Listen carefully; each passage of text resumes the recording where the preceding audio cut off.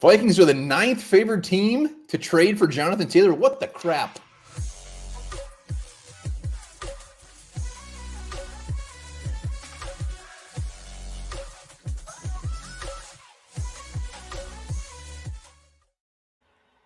All right, welcome back to the Onebar and Lupagus show. I'm Onebar with Lupagus. Jonathan Taylor, the Colts say, you know what, go get yourself a trade, and they come out with the odds, and the Vikings are the ninth team. I mean, I know it's not 1, but 9. Make this make sense. I don't know if I can, but before we do that, I think you got a little something to tell the folks watching here, don't you, Onebar? Yeah, let's do it. Underdog Fantasy, hit up the app, link down in the description, put the promo code SKOL in, Pick'ems, best ball tournaments, best place to play fantasy, easiest place to play fantasy, and up to the first 100 bones, they double your deposit. It is a no-brainer. I'm not just blowing smoke. I've done all the other ones. Underdog is my favorite. It is the easiest. Like, it makes it very easy. Yeah. Higher or lowers are great. Again, I've been doing those pick'ems lately, and I've found some success. I think I found my groove, as they say. Still got her groove back. Not a horrible movie. Yeah. Well, speaking of fantasy, Jonathan Taylor on the Vikings. Is this a fantasy?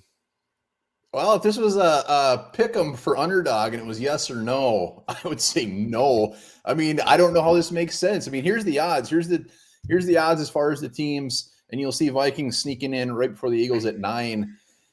I get it. He's probably one of the top 3 running backs in the league. He's fantastic. He's still super young. He's like 24 or something. But we already had a running back we let go that we didn't want to pay. So what gives? Not only that, you mentioned that we have to pay. We have to pay Justin Jefferson. We have to pay T.J. Hawkinson. Christian Darrisaw is going to need some money here coming up as well. Tons of it. We can't afford Jonathan Taylor. And the other thing, I mean, I'll let you hop in here before I give my next point. Keep going. You're on a roll. Okay. We're not a running football team. Like, our defense isn't good enough to be primarily just run the football. It's not what we are. We are a passing team. We are a high-scoring team. We're going to be in a lot of high-scoring games. We are not a team that is based around the run as much as we want to, as much as we may try to change. We are a throwing first team. Love to have Jonathan Taylor on his team. This is not a fit here. I still think, I mean, I know we're a throw first team, and you're very, very high on that train. I think it's going to be different this year. I think we're going to be seeing a lot more running. Not that that's going to be Mr. Taylor getting the ball, but I think we're going to be running more. The flip side of this is, like, the only reason it makes sense is they're like, okay, our defense clearly is still going to give up 3,000 points a game. We need everybody on this team on offense. We need to score 50 points a game. And that's the only reason it makes sense. Money-wise, I know he's going to need a ton. They always make it work. I mean, whatever. That doesn't worry me. It just doesn't make sense. Like, Dalvin Cook is a top 8 running back in the league. We could have brought him here for less than this. So that's why it doesn't make the most sense to me. And the compensation, who knows what it's going to be. Well, that's the other thing we even talk about. What kind of draft picks you have to give up to get this guy and then pay a running back doesn't make sense from a financial standpoint. I mean, you can say we're going to run the ball more. I'm not going to jump on that until I can actually see KLC do it. I don't think he can call, 30 run plays a game. I don't think it's in his DNA. I don't think it's in his sperm.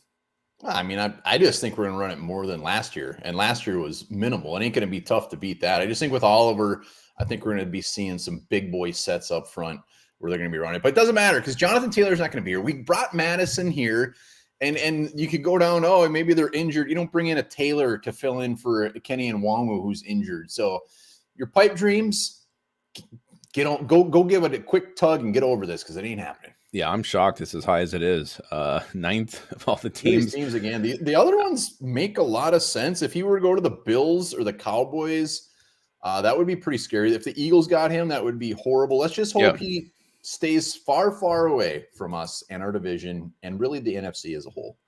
Yeah, I hope he ends up back in Indy where he belongs. That would be a great story. They make a great movie out of it. Let us know. Comments below. I'm sure everybody's probably on the same, but I'm sure there's we might come back here in 2 days and be like, holy shit, I can't believe we traded for Jonathan. We just got Jonathan Taylor, and we'd be excited. We would make it work. Oh, yeah, we'd be very excited. We would.